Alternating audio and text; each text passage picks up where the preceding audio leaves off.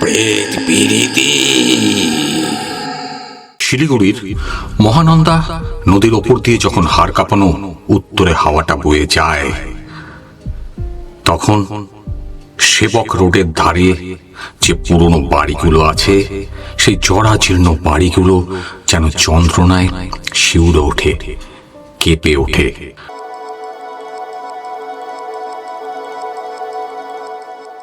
পাহাড় থেকে নেমে আসা ঘন কুয়াশা শিলিগুড়ি শহরটাকে পুরো গিলে ফেলেছে।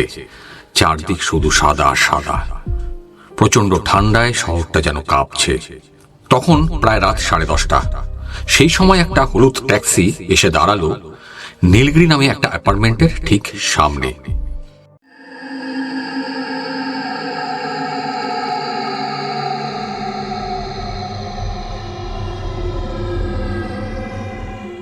চারিপাশ নিস্তব্ধ, নিঝুম। শুধু দূরে কোনো একটা কুকুর এক টানা ডেকে চলেছে।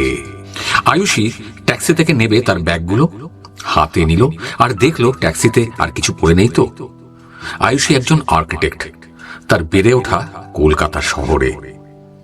সে পেয়েছিল দাদুর একটা উইল, আর সেই দাদুর উইল থেকেই এই ফ্ল্যাটটা পাওয়ার পর সে ভেবেছিল শিলিগুড়িতেই নিজের একটা অফিস করবে, তার একটা ফার্ম খুলবে। কিন্তু গাড়ি থেকে নেমে যখন সে সামনের দিকে তাকালো, তার সিদ্ধারা দিয়ে একটা হিমশীতল স্রোত বয়ে গেল। বিল্ডিংটা 6 তলা, বাকি সব ঠিক আছে, কিন্তু 5 তলাটা যেটা ওর নেবে বলে ভেবেছে, যেটা ওর, সেইটা যেন অন্ধকারের একটা চাদরে ঢেকে আছে। দেওয়ালের নোনা ধরা রঙগুলো দেখে মনে হচ্ছে যেন কোনো পচে যাওয়া মানুষের চামড়া। আয়ুষী আস্তে আস্তে এগোতে থাকলো সেই ফ্ল্যাটের গেটটার দিকে। গেটের কাছে যখন সে পৌঁছলো, সে দেখলো যে একটা ছোট্ট কাঠের টুলের উপরে বসে আছেন একজন বয়স্ক গার্ড, যার নাম রামু কাকা।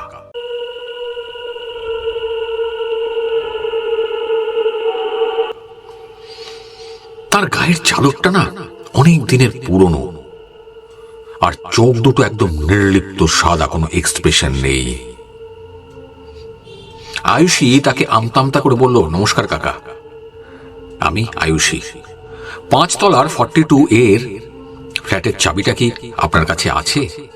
রামু কাকা আস্তে আস্তে মাথাটা তুললেন। তার মুখে একটা অদ্ভুত বিকৃত হাসি ফুটে উঠল, যেটা দেখে আয়ুষীর মনে হলো লোকটার চোয়ালটা যেন আলগা হয়ে নিচে নেমে এসেছে। সেই রামু কাকা খসখসে গলায় বললেন, এলে তবে?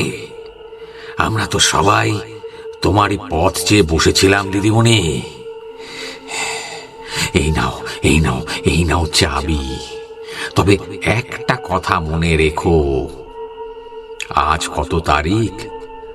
আজ 31শে ডিসেম্বরের রাত। এ রাত বড় ভয়ানক রাত। আজ ফেরার কোনো পথ নেই রে, আজ ফেরার কোনো পথ নেই। আয়ুষী কথাটার মানে না বুঝেই চাবিটা নিয়ে হাঁটতে লাগলো লিফটের দিকে। আয়ুষী লিফটে উঠে দরজাটা বন্ধ করলো। লিফটটাও বেশ খানিকটা পুরনো। লিফটে ওঠার পর থেকেই আয়ুষীর নাকে একটা অদ্ভুত গন্ধ আসতে শুরু করলো। আয়ুষী অস্বস্তি বোধ করতে শুরু করলো। এই লিফটের ভেতর যেমন একটা বাজে পচা টাইপের গন্ধ। আয়ুষী ভাবলো, কি জানি কোনো ইঁদুর টিঁদুর কিছু একটা মরেছে বোধহয়। সে যখন 3 তলা পার হলো, তখন হঠাৎ লিফটটা প্রচন্ড জোরে কাঁপতে শুরু করলো। লিফটের লাইটটা দপদপ করছে। লিফটটা যখন এইভাবে 5 তলায় পৌঁছয়, যখন আয়ুষী লিফটের দরজাটা খুলে সামনের দিকে তাকালো, দেখলো সামনের করিডোরটা পুরো জনমানবহীন, কোনো লোক নেই, কেউ নেই। করিডোরের আলোগুলো একবার জ্বলছে, একবার নিভছে, একবার জ্বলছে, একবার নিভছে, যেন কেউ কেউ একটা ওই মিটমিটে আলোর আড়ালে ওর সঙ্গে লুকোচুরি খেলছে।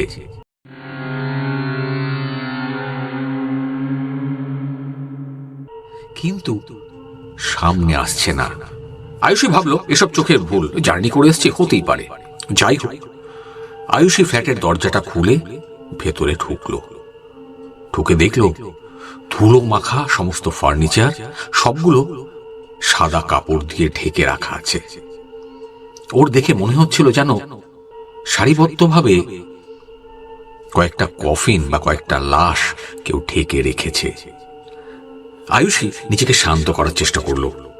সে দৌড়ে গিয়ে দরজাটা বন্ধ করে তার স্মার্ট লকটা অ্যাক্টিভ করে সেটাকে পার্মানেন্টলি বন্ধ করে দিল। তারপর সে জানলার কাছে গিয়ে শহরটাকে দেখতে চাইল। সে দেখলো বাইরে টিপ টিপ করে বৃষ্টি শুরু হয়ে গেছে। একে শীতকাল, তার উপরে বৃষ্টি। সে ড্রয়িং রুমে বসে একটা জলের বোতল খুলল। তার প্রচন্ড জল তেষ্টা পেয়ে গেছিল। সে ব্যাগ থেকে দাদুর একটা ছবি বের করে দেখতে থাকলো। তার দাদু বিনয় গাঙ্গুলি ছিলেন এই শহরের এক সময়কার একজন নামী কন্ট্রাক্টর, কিন্তু হঠাৎই তিনি কোনো কারণে উধাও হয়ে গিয়েছিলেন। তার আর কোনো খোঁজ পাওয়া যায়নি। আয়ুষী বিড়বিড় করে বলল, দেখলে দাদু, তোমার তৈরি করা এই বিল্ডিং এ আজ আমি আবার ফিরে এলাম।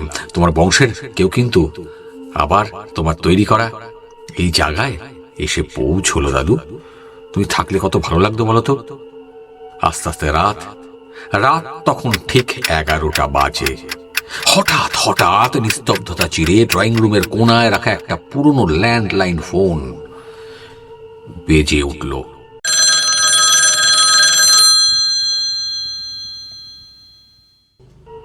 আয়ুষী হঠাৎ করে চমকে উঠল। সে তো কোনো ফোনের কানেকশন নেয়নি। আর এই যে ফোনটা ওর সামনে আছে, কোনো তারও তো লাগানো নেই, তাহলে বাজছে কিভাবে? সে তার বুক ধরফরানি নিয়েই রিসিভারটা তুলল।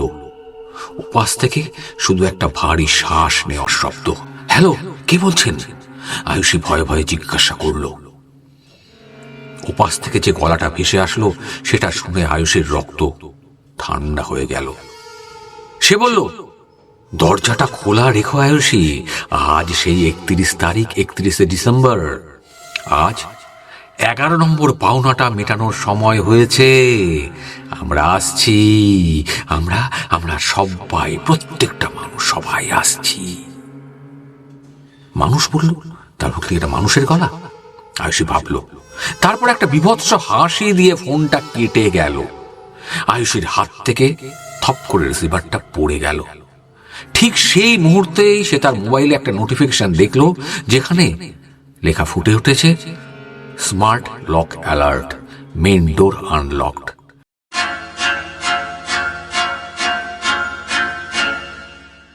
সে দৌড়ে হলে গিয়ে দেখলো যে ভারী দরজাটা সে বন্ধ করেছিল সেটা আস্তে আস্তে আস্তে আস্তে নিজের থেকে খুলে যাচ্ছে। কি হচ্ছে এটা? বাইরের করিডোরটা সম্পূর্ণ অন্ধকার, কোনো আলো নেই, শুধু শুধু কুয়াশা। সে পাগলের মতো দরজাটা ধমাস করে বন্ধ করে ভেতর থেকে আবার লক করে দিল। ঠিক তখনই আয়ুষী অবাক হয়ে দেখলো যে দরজার তলা দিয়ে কেউ একটা হলুদ রঙের পুরনো একটা কাগজ ঠেলে ভেতরে ঢোকানোর চেষ্টা করছে। এই সময় তো বাইরে কারো থাকার কথা নয়, আমি তো কাউকে দেখতে পাইনি। আয়ুষী দেখলো সেই হলুদ কাগজটাতে একটা কালচে কালি দিয়ে লেখা, welcome home Ayushi, it's time. Ayushi প্রচন্ড ভয় পেয়ে গেছিল। সে স্থির করলো, আর এখানে থাকবো না, এক মুহূর্ত এখানে থাকবো না। যতই রাত হোক, এই ফ্ল্যাট আমাকে ছেড়ে এখান থেকে পালাতে হবে। এইসব ভেবেই সে লিফটের কাছে দৌড়ে গেল। গিয়ে লিফটের বাটনটা টিপলো গ্রাউন্ড ফ্লোরে যাওয়ার জন্য। লিফট এলো, আয়ুষী ঢুকলো।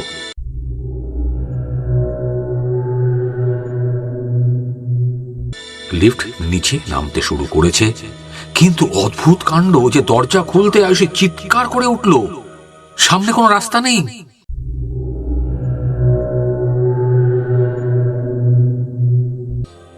বরং সেই 5তলা হলের আসবাবপত্রগুলো, যেগুলো কফিনে মোড়া লাশের মতো দেখতে পাচ্ছিল, তার সামনে বা সেগুলোর সামনে সে দাঁড়িয়ে আছে। এটা সম্ভব নয়, এটা হতে পারে না। সে এবারে দৌড় লাগালো সিঁড়ির দিকে।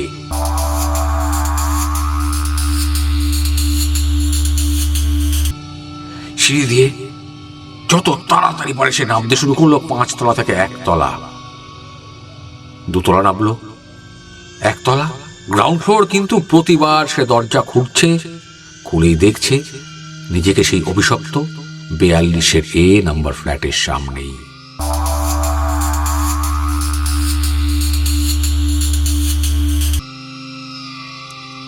আয়ুষী যেন একটা অনন্ত গোলক ধাঁধার মধ্যে আটকে পড়েছে, যেখান থেকে বেরোনোর হয়তো কোনো রাস্তা আর নেই। এত ওপর নিচ করে আয়ুষী হাঁপিয়ে পড়েছিল। সে ক্লান্ত হয়ে ঘরের দেওয়ালে পিঠ দিয়ে বসে পড়লো। আর ঠিক তক্ষুনি সে ফিল করলো যে ওর পিঠের পেছনে দেওয়ালটা যেন প্রচন্ড গরম হয়ে উঠছে আস্তে আস্তে। আয়ুষী ভয়ে কাঁপা কাঁপা হাত দিয়ে দেখলো যে দেওয়াল থেকে চুন বালি খসে পড়ছে, আর সেই খসে পড়া চুন বালির ভেতরের গর্ত থেকে বেরিয়ে আসছে মানুষের চুল, লম্বা লম্বা হাড়, আর কালো হয়ে যাওয়া কিছু মাংসের টুকরো।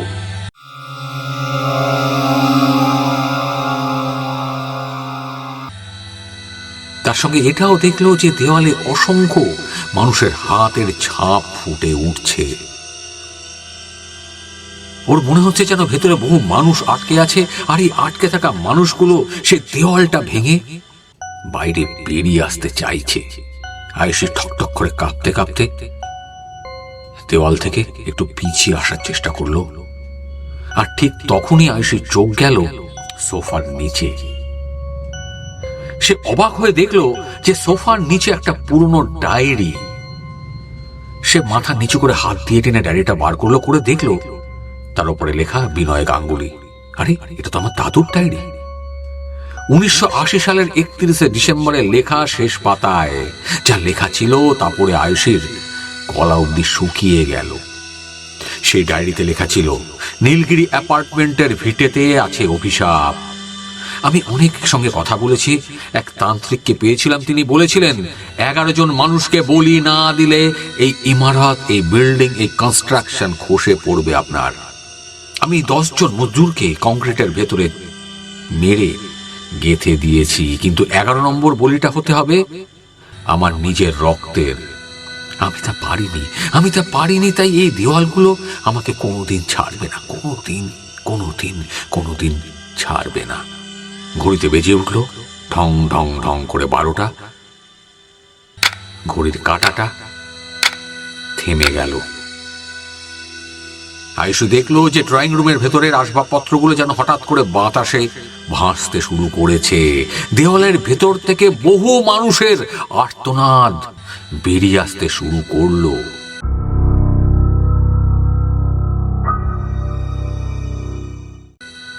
তারা যেন চিৎকার করে বলছে, আমাদের রক্ত আমাদেরকে ফিরিয়ে দাও।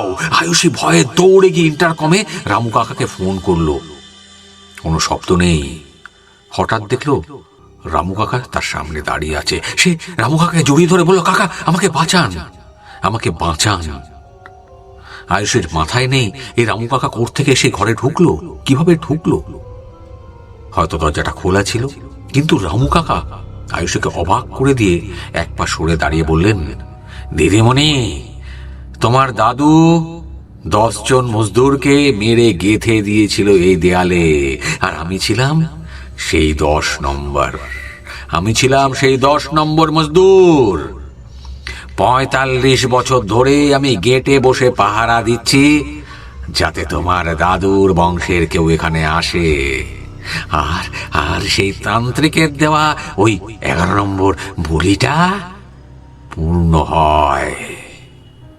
আর আজ যদি সেই বলিটা সম্পূর্ণ হয়, তাহলেই কিন্তু আমরা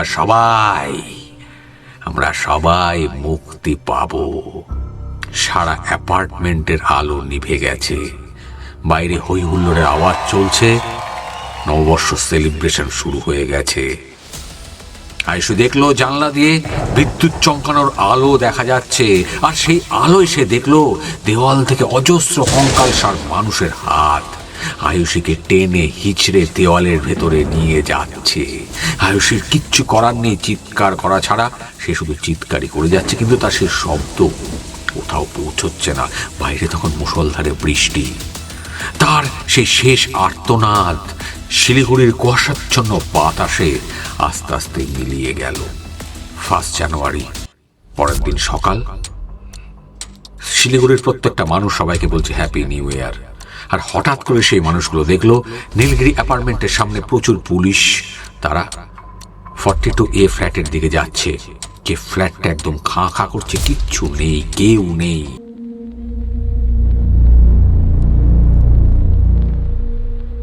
পুলিশ সেখানে শুধু একটা ভাঙা জলের গ্লাস আর একটা ডায়েরি পেল।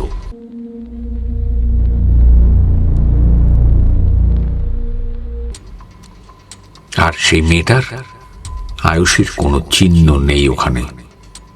কিন্তু এখন অব্দি স্থানীয় মানুষরা যারা ওখানে থাকেন তারা বলেন প্রতি বছর 31শে ডিসেম্বরের রাতে ওই ফ্ল্যাটের জানলায় একটা বাঙালি যুবতী মেয়ের মুখ দেখা যায়, একটা তরুণীর মুখ দেখা যায়, একটা মেয়ের মুখ দেখা যায় যে এক দৃষ্টে তাকিয়ে থাকে রাস্তার দিকে, হয়তো নতুন কোনো অতিথির অপেক্ষায়।